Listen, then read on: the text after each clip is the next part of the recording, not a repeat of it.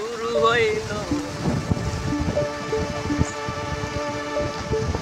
প্রিয় দর্শক, আসসালামু আলাইকুম। ইলিশ বাংলা নিউজ থেকে স্বাগতম। আপনাদেরকে দর্শক সব সময় ইলিশ মাছের ভিডিও দেই, তবে ইলিশ মাছ কী দিয়া ধরা হয় বা কী ধরনের নৌকা দিয়া ধরা হয় আপনাদেরকে দেখানোর চেষ্টা করবো। এই যে দেখেন, ওইটা হইল মেঘনা নদী, আর এই যে ছোটো ছোটো ডিঙ্গি, বড় বড়, আসলে মূলত এগুলা দিয়ে ইলিশ মাছ ধরা হয়।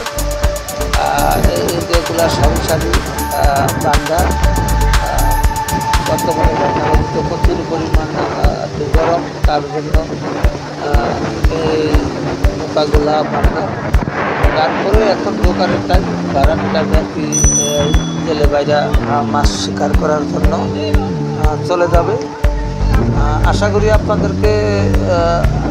আপনারা ভিডিওটা ভালো লাগবে, আর অবশ্যই সাবস্ক্রাইব করে দিবেন। ধন্যবাদ।